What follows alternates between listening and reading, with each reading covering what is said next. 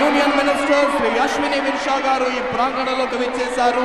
భారత ప్రధాని అసాధారణ ప్రతిభావంతులు, దేశ కీర్తి ప్రతిష్టలను చాటి చెప్తున్న నరేంద్ర మోడీ గారు ఈ ప్రాంగణంలోకి విచ్చేశారు.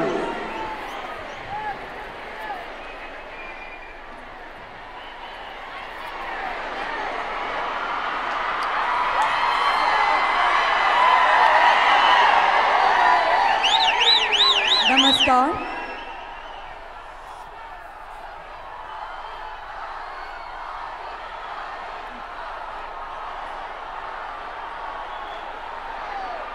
नमस्कार।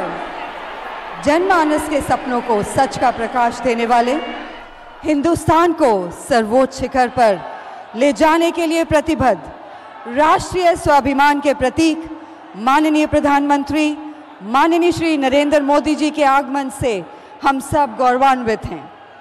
भारत के माननीय प्रधानमंत्री द्वारा आंध्र प्रदेश के लोगों को 10,700 करोड़ से अधिक की 7 बुनियादी विकास परियोजनाओं का शिलान्यास एवं लोकार्पण कर देश के नाम समर्पित करने के कार्यक्रम में माननीय प्रधानमंत्री महोदय जी का आभार व्यक्त करते हुए हार्दिक स्वागत करते हैं।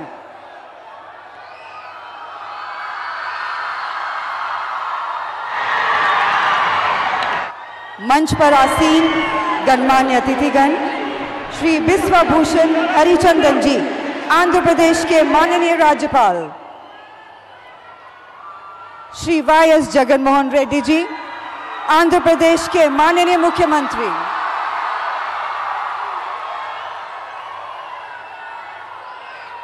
श्री अश्विनी वैष्णव जी माननीय केंद्रीय मंत्री रेल, संचार एवं इलेक्ट्रॉनिक्स और सूचना प्रौद्योगिकी भारत सरकार का भी हम हार्दिक अभिनंदन करते हैं। एवं विशाखापट्टनम के इस गौरवशाली शहर में उपस्थित सभी वरिष्ठ अधिकारीगण और अतिथिगण का हर्षित भाव से हार्दिक स्वागत है। आज़ादी के इस अमृतकाल में भारत देश एक ऐसी स्वर्णिम गाथा लिख रहा है जो विकसित भारत के स्वप्न को साकार करेगी और देश में तेजी से आगे बढ़ रहे शहरों में विशाखापट्टनम यानी सिटी ऑफ डेस्टिनी का नाम भी शामिल है। माननीय प्रधानमंत्री जी के नेतृत्व में आस को आधार और उम्मीद को साकार करने का जो कार्यक्रम पिछले 8 वर्षों से चल रहा है, आज का यह समारोह उसी प्रगति की ओर एक और पहल है।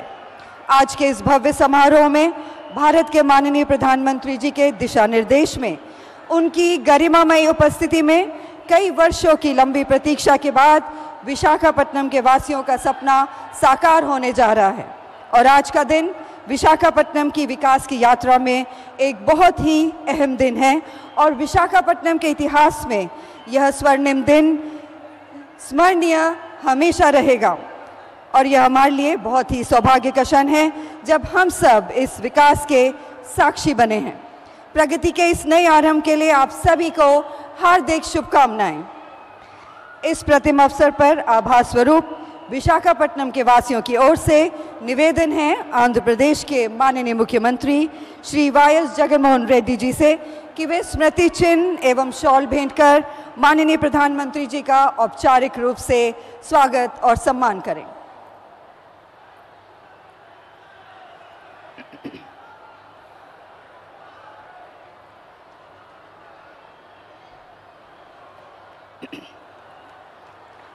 एक बार जोरदार तालियां माननीय प्रधानमंत्री जी के स्वागत में।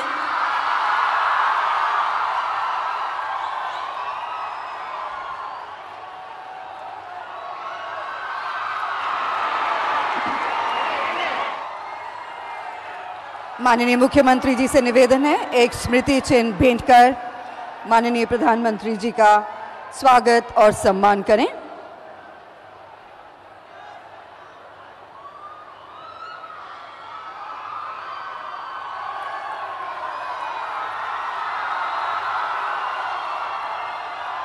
हार्दिक धन्यवाद। माननीय प्रधानमंत्री जी तथा गणमान्य अतिथिगण का स्वागत और आज के इस भव्य समारोह की महत्ता पर प्रकाश डालने के लिए आमंत्रित करना चाहेंगे श्री अश्विनी वैष्णव जी, माननीय केंद्रीय मंत्री रेलवे, संचार एवं इलेक्ट्रॉनिक्स और सूचना प्रौद्योगिकी भारत सरकार को।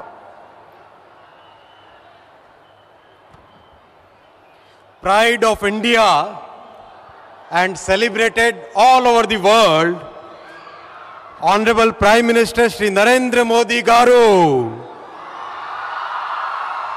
Honorable Governor Shri Vishwa Bhushan Harichandan Garu, Honorable Chief Minister Young and Dynamic Shri Y.S. Jagan Mohan Reddy Garu,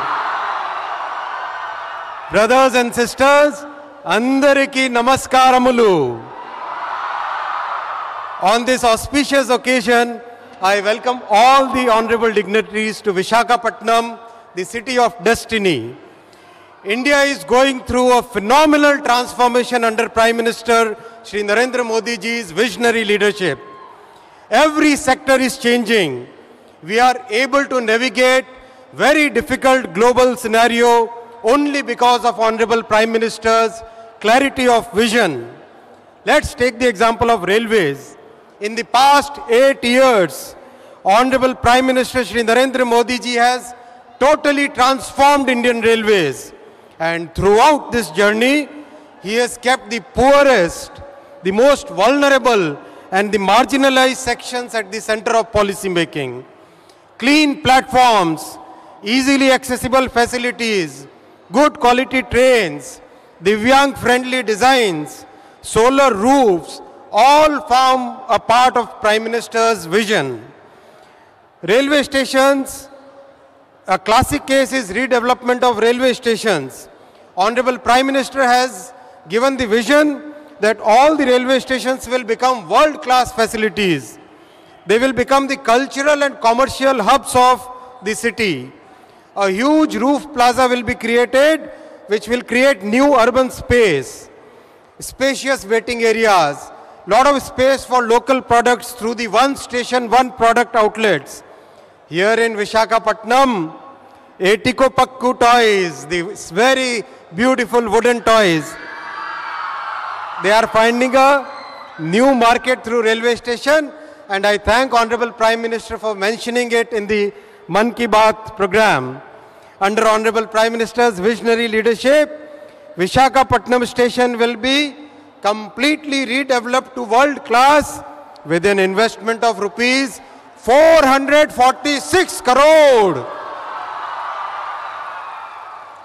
Already, Honorable Prime Minister's guidance, a very good design has been made, tender has been invited, tender has been awarded, and the pre-construction work has been started. Today, Honorable Prime Minister will lay the foundation stone, then very rapidly we will construct the road, construct the station. Honorable Prime Minister has inspired the creation of a world-class train, Vande Bharat Express. It is his vision that yes, in India we should develop, our own engineers should develop a world-class train, and Honorable Prime Minister, sir, your kind guidance, your vision has created so much, has given such a big gift to the country that the entire world has taken note of it. And very soon, Andhra Pradesh will also get a Vande Bharat Express with Honorable Prime Minister's blessings. I would like to thank Honorable Prime Minister for allocating record funds to Andhra Pradesh. Before 2014, the undivided Andhra Pradesh used to get only 886 crore. Today, Prime Minister Shri Narendra Modi ji has given 7,032 crore alone to Andhra Pradesh. Thank you, sir, for this huge blessings to the people of Andhra. This is reflected in the fast pace of construction of new lines, gauge conversion, doubling, all the projects. I would like to give special thanks to Prime Minister Garu for sanctioning telecom towers to connect 4,668 villages. With this, each and every remote village of Andhra will get world-class mobile connectivity, whether it is new station, new airports, new trains, economic corridors, new telecom towers, India defense production.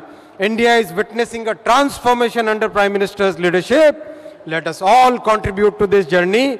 Andariki dhanyavadaramulu. Thank you. Jai Hind. हार्दिक धन्यवाद। और अब निवेदन है आंध्र प्रदेश के माननीय मुख्यमंत्री महोदय श्री वाई.एस. जगनमोहन रेड्डी जी से कि वह सभा को संबोधित करें।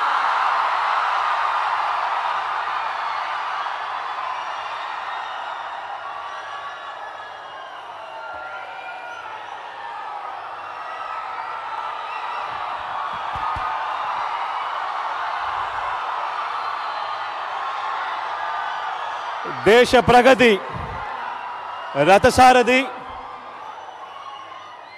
గౌరవనీయులు పెద్దలు ప్రధానమంత్రి శ్రీ నరేంద్ర మోడీ గారికి,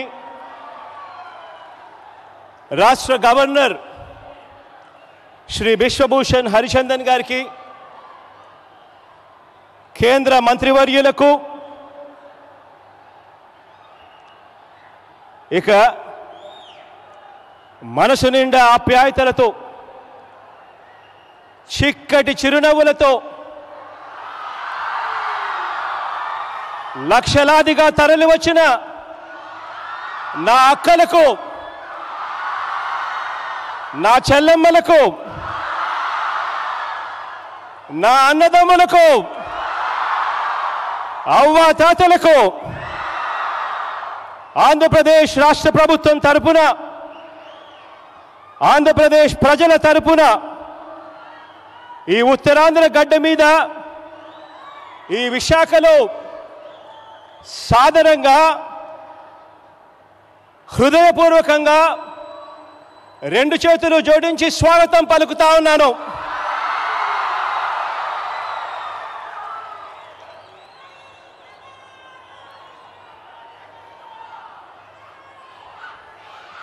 ఈరోజు చారిత్రక ఆంధ్ర యూనివర్సిటీ ప్రాంగణంలో ఒకవైపు సముద్రం కనిపిస్తూ ఉంది, మరోవైపు జన సముద్రం కనిపిస్తూ ఉంది. ఈవేళ ఇక్కడ కార్తీక పౌర్ణమి వేళ ఎగసిపడిన సముద్రపు కెరటాలకు మించి ఈ రోజున జన కెరటం ఇక్కడ ఉవ్వెత్తున ఎగసిపడుతూ కనిపిస్తూ ఉంది. ఈరోజు ఇక్కడ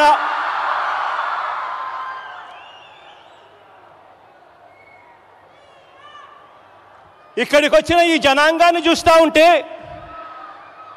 ప్రజా కవి, శ్రీకాకుళం వాసి, గాయకుడు వంగపండు చెప్పినట్టుగా, వంగపండు పాడినట్టుగా తన మాటలు గుర్తుకొస్తా ఉన్నాయి. ఏం పిల్లడు వెళ్దాం వస్తావా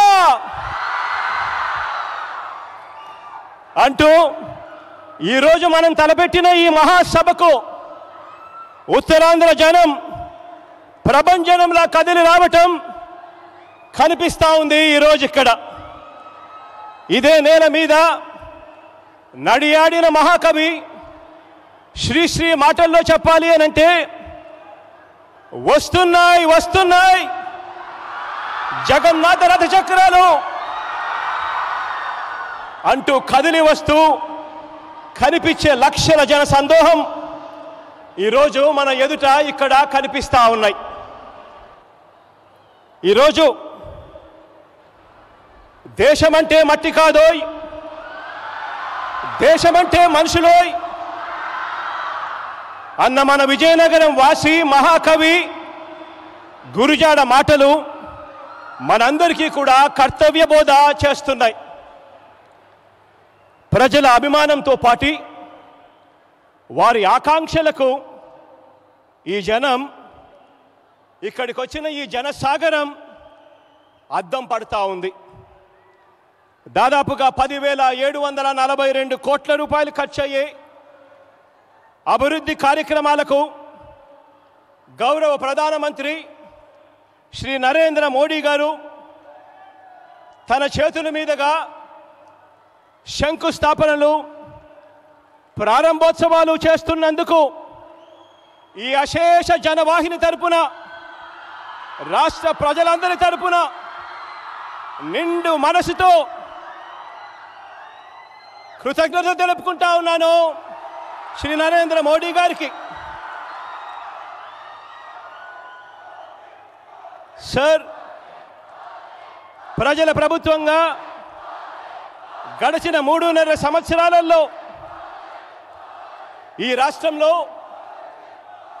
పిల్లల చదువులైతేనేమి, ప్రజలందరికీ వైద్యం ఆరోగ్యం అయితేనేమి, రైతుల సంక్షేమం అయితేనేమి, సామాజిక న్యాయం అయితేనేమి, మహిళా సంక్షేమం అయితేనేమి, అభివృద్ధి పరిపాలన ఈ రెండింటినీ వికేంద్రీకరణ అయితేనేమి, పారదర్శకత, గడప వద్దకే పరిపాలన అయితేనేమి, ఇవి ఈ 3.5 సంవత్సరాలుగా మన రాష్ట్రంలో మా ప్రాధాన్యతలుగా అడుగులు వేశాం. సార్, ఒక రాష్ట్రంగా ఆంధ్రప్రదేశ్ నిలదొక్కుకోవడము అని అంటే ఈ రాష్ట్రంలోని ప్రతి గ్రామము, ప్రతి ఇంట, ప్రతి ఒక్క కుటుంబం నిలదొక్కుకోవడం అని నమ్మి ఇంటింట ఆత్మవిశ్వాసాన్ని నింపడానికి మా ఆర్థిక వనరుల్లో ప్రతి రూపాయి కూడా సద్వినియోగం చేశాం సార్. ఒక రాష్ట్ర ప్రభుత్వంగా మా శక్తి మేరకు మేము చేస్తున్న ప్రయత్నాలకు పెద్దలు, సహృదయులు అయిన మీరు మీ సహాయ సహకారాలు మరింతగా అందించి మమ్మల్ని ఆశీర్వదించాలని ఈ సభాముఖంగా ప్రధానమంత్రి గారిని కోరుతా ఉన్నాను.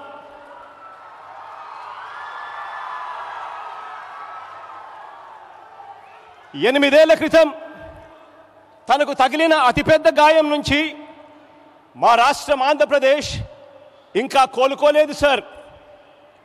మా గాయాలు మానేలా మా రాష్ట్రం జాతీయ స్రవంతితో పాటు అభివృద్ధి చెందడానికి వీలుగా మీరు సహృదయంతో, విశాల హృదయంతో చేసే ప్రతి ఒక్క సహాయం, మీరు మా రాష్ట్రానికి ప్రత్యేకంగా ఇచ్చే ప్రతి సంస్థ, మీరు మా రాష్ట్రానికి అదనంగా ఇచ్చే ప్రతి రూపాయి మా రాష్ట్ర పునర్నిర్మాణానికి గొప్పగా ఉపయోగపడుతుందని ఈ సందర్భంగా మనవి చేస్తూ ఉన్నాను సార్.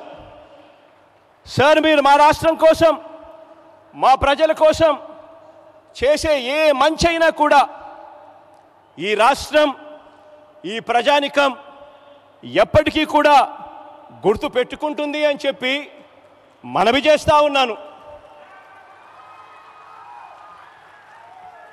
అలాగే ఇక్కడ ఇంకొక విషయం కూడా చెప్పాలి సార్.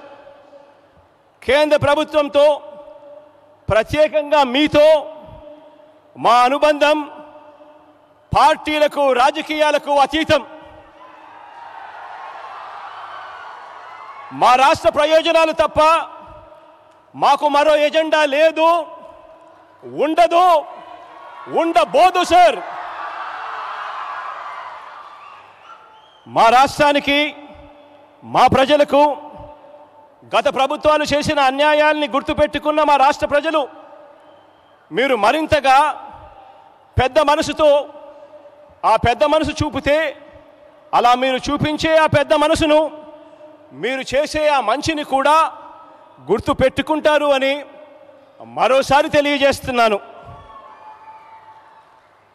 సార్, ఈ రాష్ట్ర ప్రజలందరి తరపున రాష్ట్ర అభివృద్ధి దృష్ట్యా, రాష్ట్ర శ్రేయస్సు దృష్ట్యా ఇవాళ కానివ్వండి, ఇంతకుముందు పలు సందర్భాలలో కానివ్వండి, విభజన సంబంధించిన హామీల దగ్గర నుంచి, పోలవరం నుంచి ప్రత్యేక హోదా వరకు, విశాఖపట్నం స్టీల్ ప్లాంట్ నుంచి రైల్వే జోన్ వరకు, ఇలా పలు అంశాల మీద పలు సందర్భాలలో మీకు చేసిన పలు విజ్ఞప్తులు మీరు సానుకూలంగా పరిగణలోకి తీసుకొని పెద్ద మనసుతో వాటినన్నింటినీ కూడా పరిష్కరించాలని మనసారా కూడా కోరుకుంటూ, మంచి చేసే మన ప్రభుత్వానికి నిరంతరం దేవుడి దయ, ప్రజలందరి చల్లని దీవెనలు, పెద్దలైన మీ ఆశీస్సులు ఎల్లప్పుడూ లభించాలని ఆశిస్తూ సెలవు తీసుకుంటా ఉన్నాను.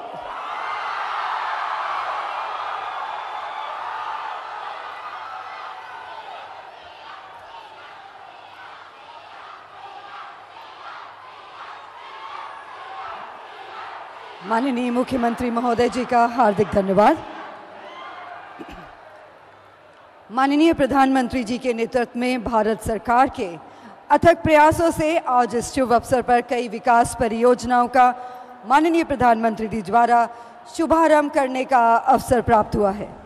माननीय प्रधानमंत्री महोदय जी से सविनय निवेदन है कि आप अपने शुभ हस्तों से रिमोट का बटन दबाकर 5 विकास परियोजनाओं का शिलान्यास एवं ONGC और NHAI की परियोजनाओं का लोकार्पण कर इन्हें देश के नाम समर्पित करें। विशाखापट्टनम मत्स्य हार्बर के आधुनिकीकरण एवं उन्नयन कार्य का शिलान्यास हो रहा है, जिससे मछुआरों का आर्थिक सबलीकरण होगा। राष्ट्रीय राजमार्ग 130 CD के रायपुर विशाखापट्टनम आर्थिक गलियारे का ग्रीनफील्ड में 6 लेनीकरण, जिससे सुगम यातायात सहित क्षेत्र की सामाजिक एवं आर्थिक प्रगति को बढ़ावा। राष्ट्रीय राजमार्ग 516C के कॉन्वेंट जंक्शन से शीला नगर जंक्शन तक का 6 लेनीकरण एवं विशाखापट्टनम बंदरगाह कनेक्टिविटी के लिए अतिरिक्त 4 लेन समर्पित पोर्ट रोड के कार्य का शिलान्यास हो रहा है। विशाखापट्टनम रेलवे स्टेशन का पुनर्विकास कार्य का शिलान्यास हो रहा है, जिससे यात्रियों को मिलेंगी विश्व स्तरीय सुविधाएं। गेल की 745 किलोमीटर श्रीकाकुलम अंगुल प्राकृतिक गैस पाइपलाइन के निर्माण कार्य का शिलान्यास हो रहा है, जिससे आंध्र प्रदेश एवं ओडिशा को स्वच्छ तथा पर्यावरण अनुकूल ईंधन की सुविधा प्राप्त होगी। राष्ट्रीय राजमार्ग 326A के नरसन्नपेटा से पाथापट्टनम खंड का 2 लेन पेव्ड शोल्डर सहित का पुनर्वास और उन्नयन। श्रीकाकुलम गजपति कॉरिडोर का लोकार्पण हो रहा है, जिससे स्थानीय उत्पादों के और अधिक व्यापार एवं स्थानीय युवाओं के लिए रोजगार के नए अवसरों का सृजन होगा। ONGC के KGDWN 98/2 डीप वाटर ब्लॉक की ओडलार व्यू स्थित यू फील्ड अभितट फैसिलिटीज का लोकार्पण हो रहा है, जिससे देश की ऊर्जा सुरक्षा को बढ़ावा मिल रहा है। हार्दिक धन्यवाद। और अब प्रस्तुत है भारत के माननीय प्रधानमंत्री जी द्वारा शुभारंभ की गई परियोजनाओं पर एक लघु फिल्म।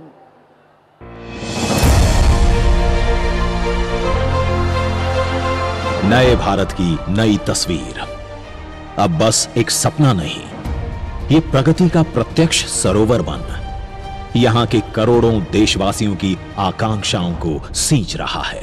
आज मैं गर्व के साथ कहता हूं, 125 करोड़ हिंदुस्तानी नई आशा, उमंग और आकांक्षाओं से भरे हुए, और इसके कारण मुझे लगता है कि मेरा देश नई ऊंचाइयों को पार करके रहेगा, सपनों को साकार करके रहेगा। ये भव्य सरोवर फैलते फैलते आज हमें ले आया है विशाखापट्टनम। आज आंध्र प्रदेश के विशाखापट्टनम को मिलने जा रहा है 10,000 करोड़ रुपए से अधिक की विकासमयी परियोजनाओं का उपहार। इन परियोजनाओं में शामिल हैं 3,128 करोड़ रुपए की वो परियोजनाएं जो आज राष्ट्र को समर्पित की जा रही हैं। देश की ऊर्जा सुरक्षा के लिए ONGC द्वारा कृष्णा गोदावरी बेसिन में आज तक की सबसे गहरी गैस की खोज की गई है, जिसको रिकॉर्ड 11 महीनों में मोनेटाइज किया गया है। इस खोज में 3 गैस के कुएं हैं, जिनकी गैस उत्पादन क्षमता करीब 3 MMSCMD है। 2,917 करोड़ की लागत से मोनेटाइज किए गए इन कुओं से देश की ऊर्जा सुरक्षा को और गति मिल रही है। साथ ही भारत को गैस आधारित अर्थव्यवस्था बनाने की दिशा में ये एक बड़ा कदम है। रोड कनेक्टिविटी को बेहतर करते हुए NH 326A के आंध्र प्रदेश के 42 किलोमीटर के खंड को पेव्ड शोल्डर कॉन्फ़िगरेशन के साथ 2 लेन में विकसित किया गया है। पथापट्टनम से शुरू होकर नरसन्नापेटा के पास NH 16 जंक्शन पर राष्ट्रीय मार्ग का यह हिस्सा समाप्त होता है। ये राष्ट्रीय मार्ग ओडिशा के गजपति जिले को आंध्र प्रदेश के श्रीकाकुलम जिले से जोड़ता है। 211 करोड़ रुपए की लागत से बनकर तैयार हुए NH 326A के इस खंड के विकास से आंध्र प्रदेश और ओडिशा राज्यों के बीच बेहतर संपर्क सुनिश्चित होगा। आंध्र प्रदेश की अर्थव्यवस्था को और तेज गति देने के लिए लगभग 7,600 करोड़ रुपए की अन्य परियोजनाओं का शिलान्यास भी आज किया जा रहा है, जिनमें शामिल हैं मल्टी मोडल कनेक्टिविटी को सशक्त करते हुए रायपुर और विशाखापट्टनम के बीच 465 किलोमीटर का इकोनॉमिक कॉरिडोर। इस कॉरिडोर की कुल 465 किलोमीटर लंबाई में से 100 किलोमीटर लंबाई आंध्र प्रदेश राज्य में पड़ती है। परियोजना की कुल लागत 15,400 करोड़ रुपए होगी, जिसमें से आंध्र प्रदेश के भाग की लागत 3,778 करोड़ रुपए होगी। इस परियोजना में 12 पुल, 27 अंडरपास, 26 बड़े पुल, 34 छोटे पुल, 1 आरओबी और 6 इंटरचेंज का निर्माण शामिल है। इससे छत्तीसगढ़ और ओडिशा के औद्योगिक नोड्स का विशाखापट्टनम बंदरगाह और चेन्नई कोलकाता राष्ट्रीय राजमार्ग संख्या 16 से तेज संपर्क सुनिश्चित होगा। विशाखापट्टनम में पोर्ट कनेक्टिविटी को और बेहतर करने और शहर में ट्रैफिक के कंजेशन को कम करने के लिए 566 करोड़ रुपए की लागत से कॉन्वेंट जंक्शन से शीलानगर जंक्शन तक मौजूदा 4 लेन वाले मार्ग को 6 लेन में चौड़ा किया जा रहा है और पोर्ट की ओर जाने वाले ट्रैफिक के लिए अतिरिक्त समर्पित 4 लेन कॉरिडोर भी बनाया जा रहा है। आंध्र प्रदेश और ओडिशा में स्वच्छ और गुणवत्तापूर्ण ऊर्जा की आपूर्ति के उद्देश्य से 2,658.34 करोड़ रुपए की लागत से गेल इंडिया लिमिटेड बना रही है श्रीकाकुलम आंध्र प्रदेश से अंगुल ओडिशा तक 745 किलोमीटर लंबी प्राकृतिक गैस पाइपलाइन, 6.65 MMSCMD कैपेसिटी वाली पाइपलाइन आंध्र प्रदेश के विभिन्न जिलों में घरेलू, उद्योगों, वाणिज्यिक इकाइयों और ऑटोमोबाइल क्षेत्रों में प्राकृतिक गैस की आपूर्ति के लिए महत्वपूर्ण बुनियादी ढांचे का निर्माण करेगी, जो पर्यावरण के अनुकूल और किफायती है। विशाखापट्टनम आने वाले टूरिस्ट और औद्योगिक यात्रियों को बेहतर सुविधाएं प्रदान करने के लिए यहाँ के रेलवे स्टेशन का नवीनीकरण किया जा रहा है। लगभग 447 करोड़ रुपए की लागत से होने वाली इस मेजर अपग्रेडेशन से वाइजैग रेलवे स्टेशन में यात्री अनुकूल सुविधाएं प्रदान की जाएंगी। इस अपग्रेडेशन से ये रेलवे स्टेशन प्रतिदिन 2 लाख यात्रियों का लोड ले पाएगा। इसके अतिरिक्त शिलान्यास किया जा रहा है विशाखापट्टनम फिशिंग हार्बर के मॉडर्नाइजेशन और अपग्रेडेशन का। प्रधानमंत्री मत्स्य संपदा योजना के अंतर्गत लगभग 152 करोड़ की लागत से होने वाले इस अपग्रेडेशन से मछुआरों की कई चुनौतियों का निवारण होगा। इस परियोजना में बंदरगाह पर कई सुविधाओं के निर्माण की परिकल्पना की गई है, जैसे एक वातानुकूलित नीलामी हॉल, अत्याधुनिक मैकेनाइज्ड फिश हैंडलिंग और पैकेजिंग सुविधाएं, कैंटीन, वाहन पार्किंग क्षेत्र और मछली बेचने के लिए दुकानें। इस मॉडर्नाइजेशन और अपग्रेडेशन से इस फिशिंग हार्बर की हैंडलिंग क्षमता 150 टन से दुगनी होकर 300 टन प्रतिदिन हो जाएगी और जेटी में टर्न अराउंड समय 8 घंटे से घटकर 4 घंटे हो जाएगा। नए भारत की नई तस्वीर बदलने जा रही है। अब आंध्र प्रदेश के आने वाले कल की छवि साथ ही ला रही है यहाँ के लोगों के लिए रोजगार के अनेकों अवसर। इन परियोजनाओं से मिल रही है आंध्र प्रदेश, खासकर विशाखापट्टनम को तेज गति और आत्मनिर्भर भारत के संकल्प की ओर भी ये है एक महत्वपूर्ण कदम। धन्यवाद।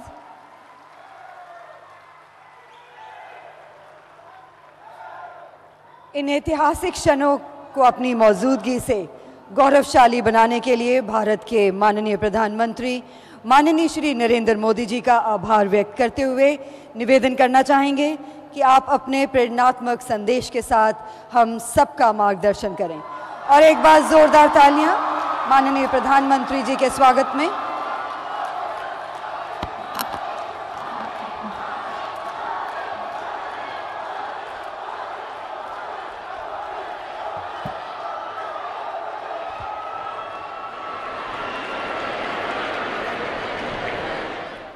ప్రియమైన సోదరి సోదరులారా नमस्कारम। आंध्र प्रदेश के गवर्नर श्री विश्वभूषण जी, मुख्यमंत्री भाई जगन मोहन रेड्डी जी, मंत्रिमंडल में मेरे सहयोगी अश्विनी वैष्णव जी,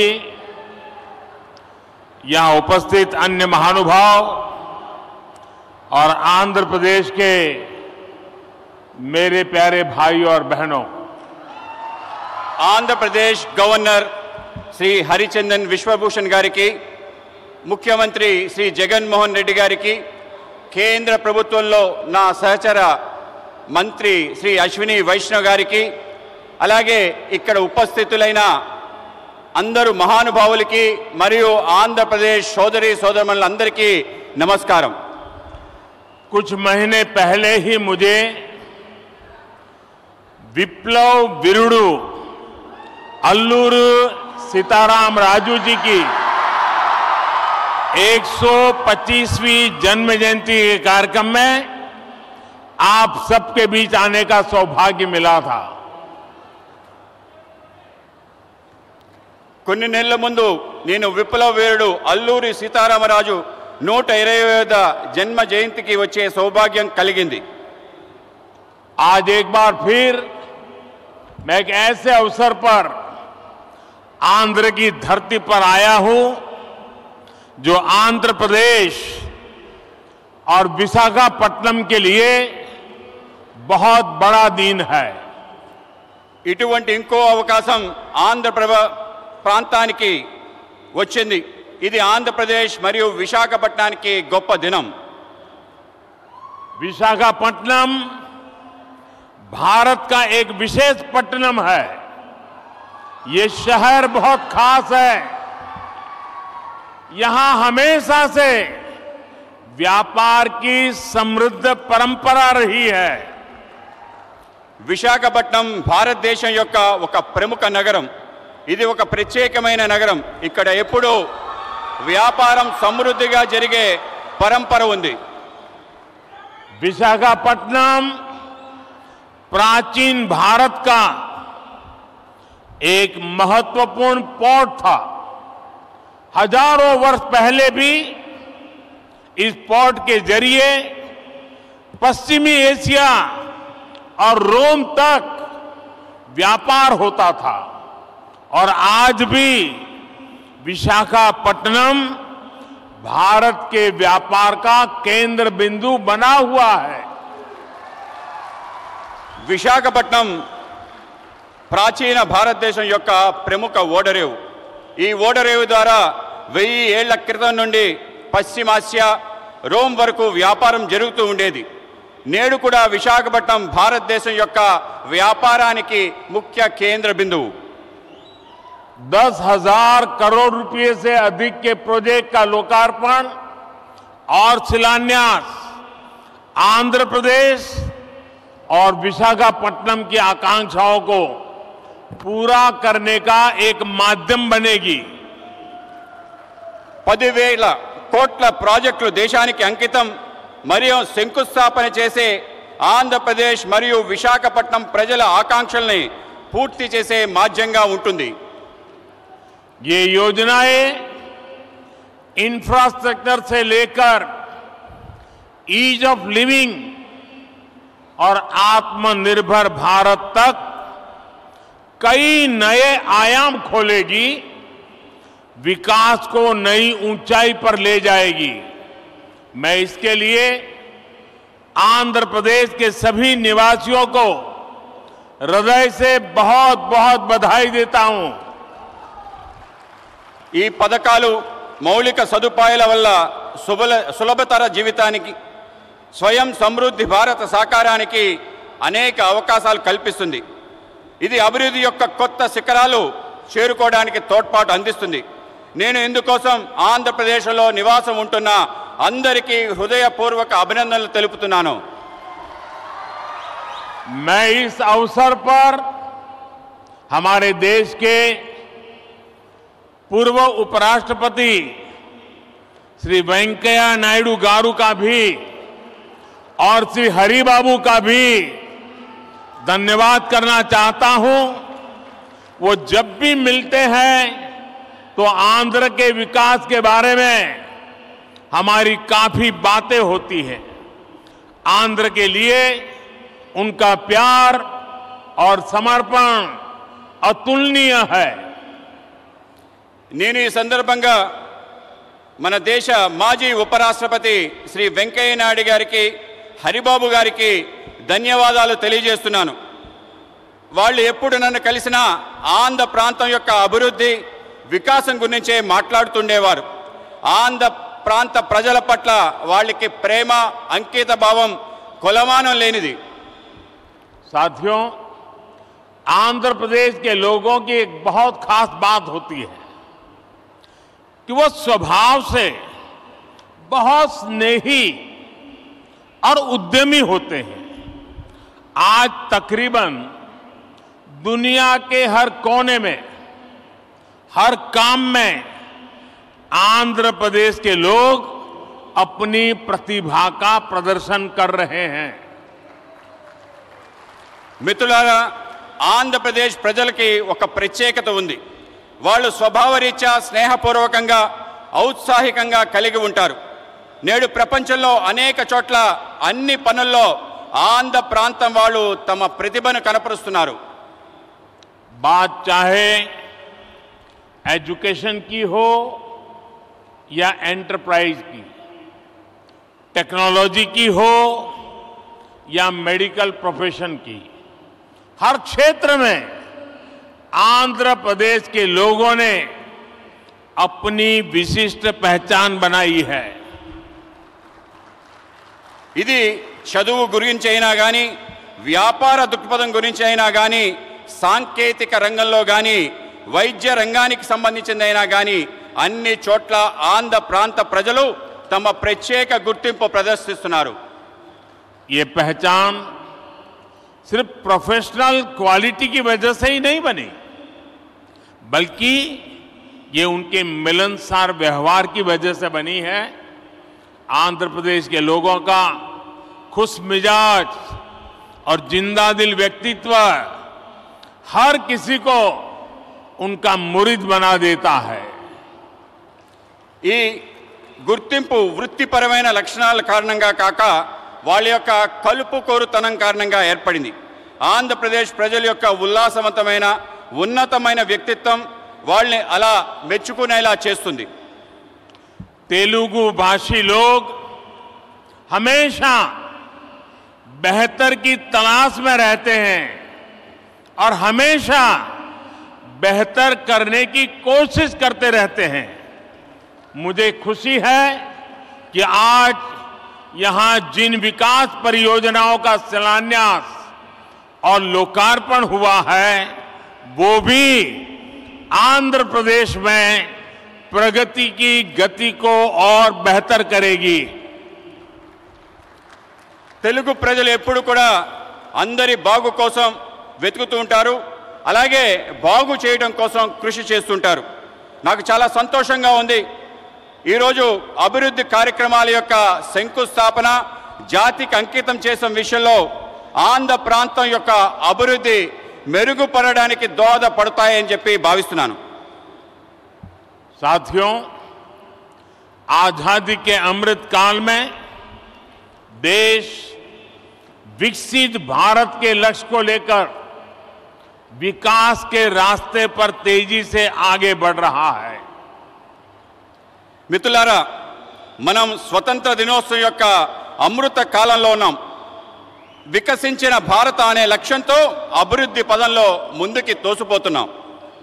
विकास की ये यात्रा बहुआयामी है। इसमें सामान्य मानवीय के जीवन से जुड़ी जरूरतों की चिंता भी शामिल है। इसमें सबसे बेहतर आधुनिक इंफ्रास्ट्रक्चर का निर्माण भी शामिल है। అభివృద్ధి యొక్క ఈ యాత్రలో బహుముఖమైంది. ఇందులో సామాన్య మానవుడి యొక్క ఆలోచన కూడా దాగి ఉంది. ఇందులో ప్రపంచంలో శ్రేష్టమైన ఆధునిక మౌలిక సదుపాయాలు నిర్మాణం కూడా ఉంది. आज के इस कार्यक्रम में भी इंफ्रास्ट्रक्चर पर हमारे विजन की झलक भी साफ दिख रही है। हमारा विजन है समावेशी विकास का, इंक्लूसिव ग्रोथ का। నేడు ఈ కార్యక్రమంలో మౌలిక సదుపాయాల కల్పనలో మా దార్శనికత యొక్క స్పష్టమైన సంకేతం కనబడుతుంది. మా ఆలోచన అంతా కూడా सम्मिलित अभिवृद्धि कोसम इंफ्रास्ट्रक्चर को लेकर हम कभी ऐसे सवालों में नहीं उलझे कि हमें रेलवे का विकास करना है या सड़क परिवहन का. हम कभी इसे लेकर दुविधा में नहीं फंसे कि हमें पोर्ट पर ध्यान देना है कि हाईवे पर. మేము మౌలిక సదుపాయాల కోసం ఎటువంటి సందేహాలకి లోను కాలేదు. అది రైల్వేల అభివృద్ధి అయినా రోడ్ల అభివృద్ధి అయినా మనం పోర్టుల అభివృద్ధి చేద్దామా రహదారుల అభివృద్ధి చేద్దామా అనే విషయంలో సందేహపడలేదు.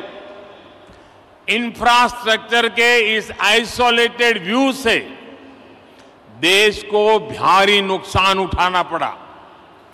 इससे सप्लाई चेन पर असर पड़ा और लॉजिस्टिक्स का खर्च बढ़ गया. మౌలిక సదుపాయాల్లో ఇటువంటి లోపభూయిష్టమైన ఆలోచన కారణంగా దేశానికి భారీ నష్టం చవిచూసింది. మిత్రులారా, సరఫరా గొలుసు రవాణా సౌకర్యాలు బహుముఖమైన అనుసంధానంపై ఆధారపడి ఉంటుంది. ఆ విధంగా ముందుకు వెళ్ళడానికి దోహదపడతాయి.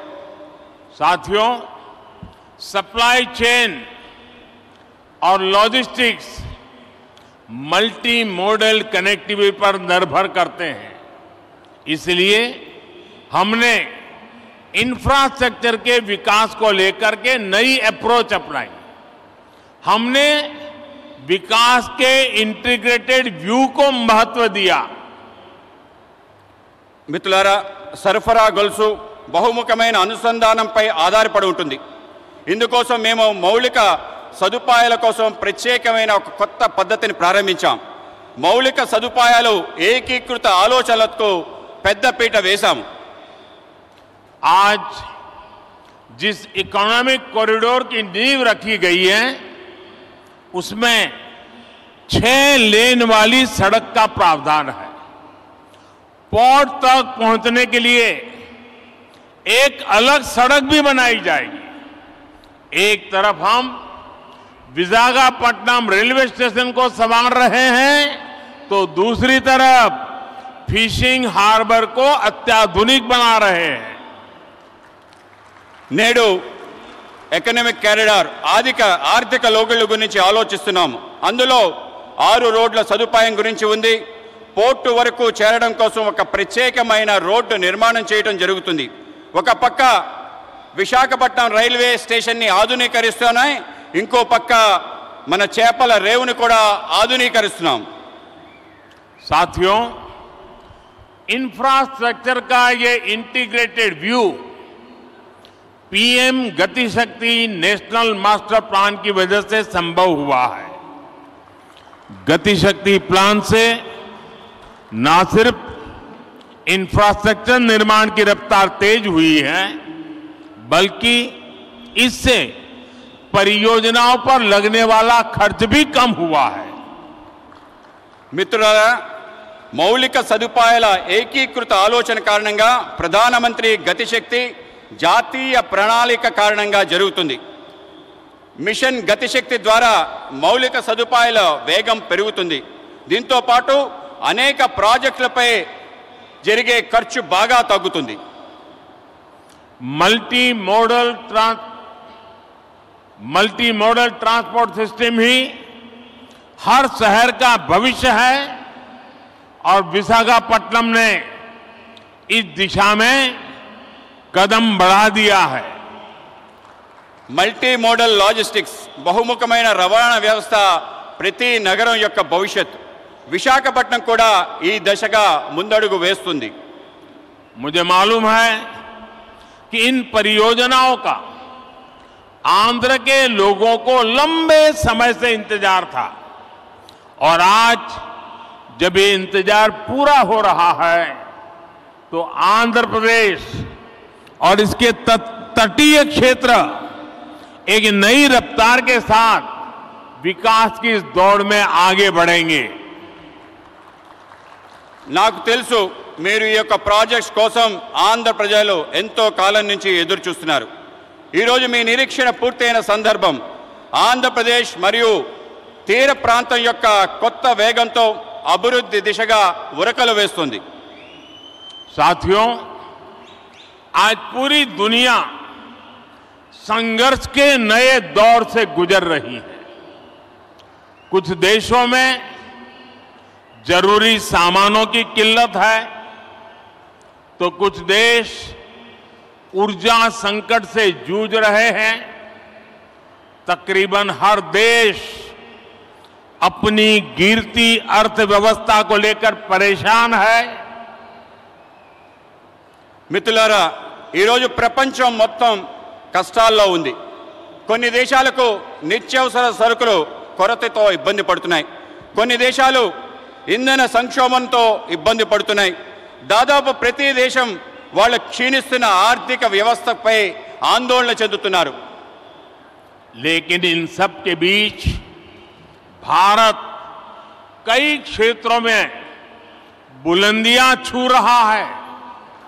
भारत विकास की नई गाथा लिख रहा है और इसे सिर्फ आप ही महसूस नहीं कर रहे हैं, बल्कि दुनिया भी बड़े गौर से आपकी तरफ देख रही है.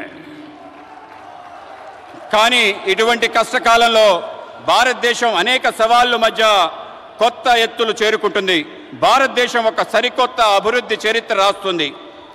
ఇది కేవలం మనం అనుభవిస్తుందే కాదు, ప్రపంచం మొత్తం మన వైపు చూస్తుంది. आप देख रहे होंगे कि कैसे एक्सपर्ट और बुद्धिजीवी भारत की प्रशंसा कर रहे हैं. आज भारत पूरी दुनिया की उम्मीदों का केंद्र बिंदु बन गया है. మీరు చూస్తున్నారు, ప్రపంచం భారతదేశంలో ప్రముఖులు అనేక మంది మేధావులు ప్రశంసిస్తున్నారు. ఇది మీరు చూస్తున్నారు. నేడు భారతదేశం ప్రపంచం మొత్తం యొక్క ఆశల యొక్క కేంద్ర బిందువుగా మారింది.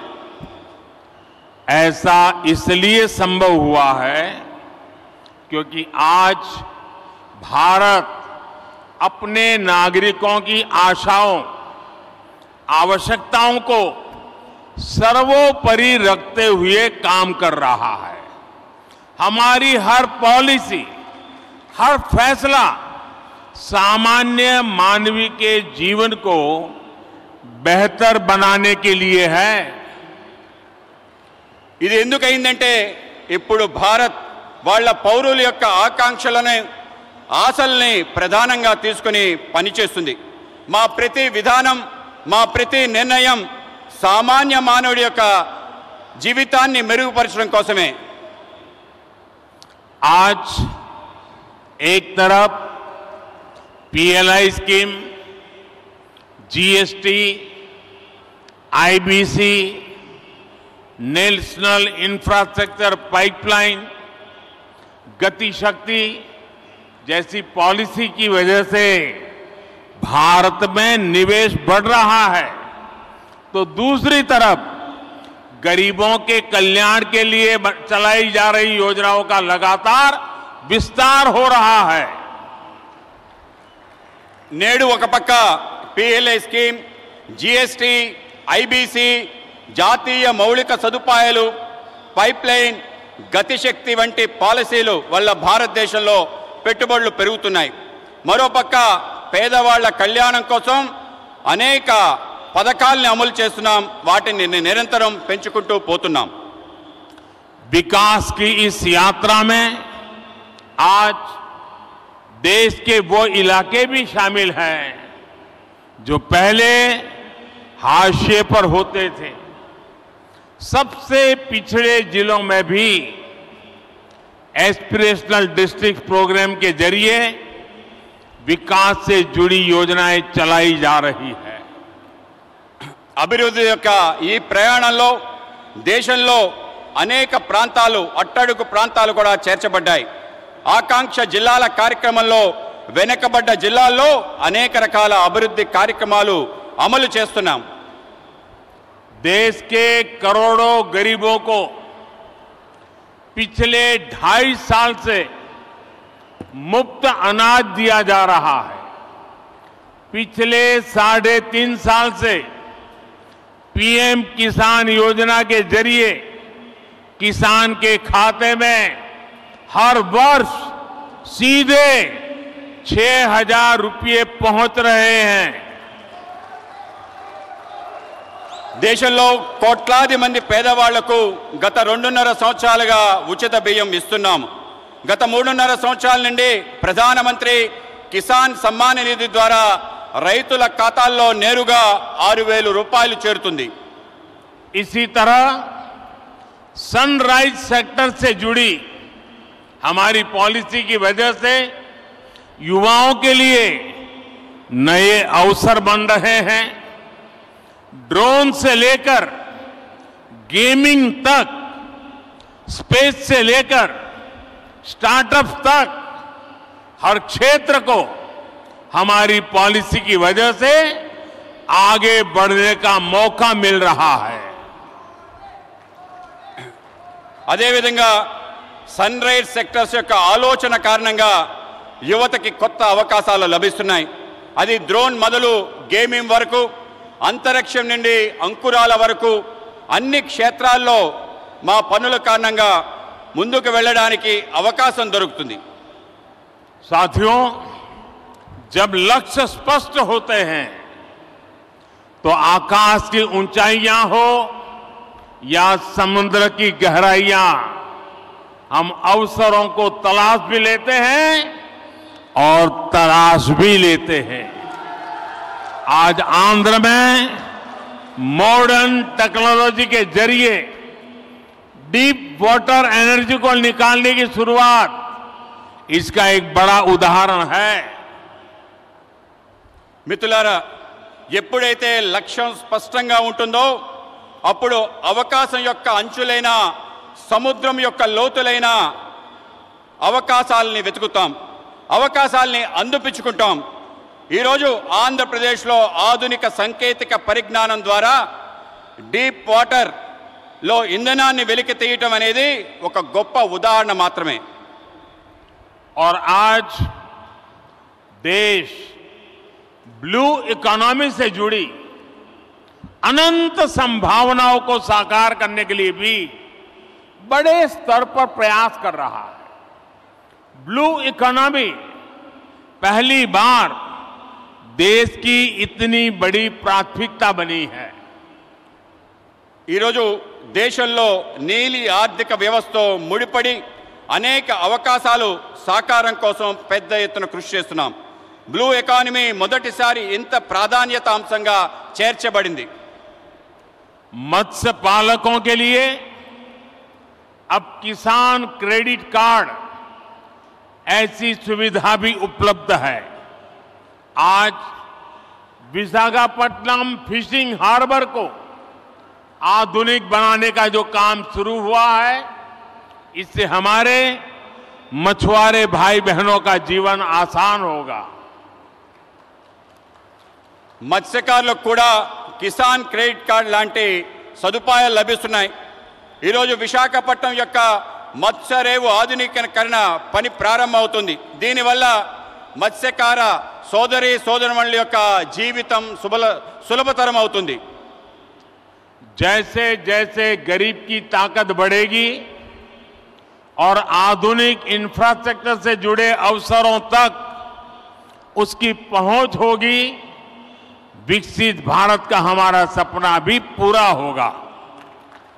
ఎప్పుడెప్పుడైతే పేదవాళ్ళ శక్తి పెరుగుతుందో, ఆధునిక సదుపాయాలు వాళ్ళకి చేరుతాయో, వికసించిన భారత యొక్క మన కల పూర్తవుతుంది.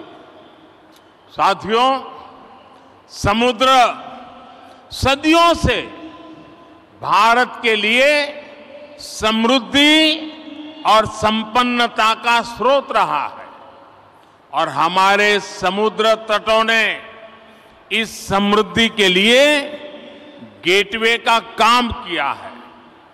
आज देश में पोर्ट लेड डेवलपमेंट के लिए जो हजारों करोड़ रुपए की परियोजनाएं चल रही है, भविष्य में उनका और विस्तार होगा। మిత్రులారా, సముద్రం పూర్వకాలం నుండి భారత్ యొక్క సమృద్ధి సంపద తేవటంలో ఆధారంగా ఉంది. సముద్ర తీరాలు మన సమృద్ధి యొక్క ముఖ్య ద్వారాలుగా మారాయి. ఈరోజు దేశంలో రేవులు, భూములు, అభివృద్ధి వేల కోట్ల రూపాయలలో ప్రాజెక్టులు నడుస్తున్నాయి. ఇవి భవిష్యత్తులో మరింతగా విస్తరిస్తాయి. विकास की इस समग्र सोच को आज 21वीं सदी का भारत धरातल पर उतार रहा है। मुझे विश्वास है आंध्र प्रदेश देश के विकास के इस अभियान में इसी तरह बड़ी भूमिका निभाता रहेगा। అభివృద్ధి కోసం ఇటువంటి సమగ్రమైన ఆలోచన 21వ శతాబ్ది యొక్క భారతదేశం వాస్తవ రూపంలో అవతరిస్తుంది, వాస్తవ రూపంలో తీసుకొస్తుంది. నాకు విశ్వాసం ఉంది ఆంధ్రప్రదేశ్ దేశం యొక్క వికాసంలో పెద్ద భూమిక ప్రదర్శించబోతుంది. इसी संकल्प के साथ आप सभी का एक बार फिर बहुत बहुत धन्यवाद। ఇటువంటి సంకల్పంతో మీ అందరికీ మరోసారి హృదయపూర్వక ధన్యవాదాలు. मेरे साथ दोनों हाथ ऊपर करके पूरी ताकत से बोलिए, भारत माता की जय, भारत माता की जय, भारत माता की जय. बहुत बहुत धन्यवाद।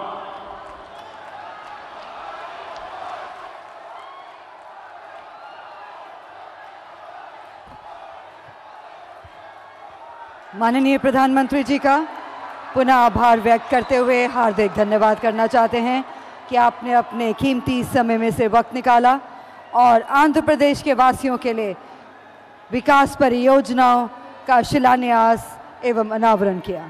एक बार जोरदार तालियां माननीय प्रधानमंत्री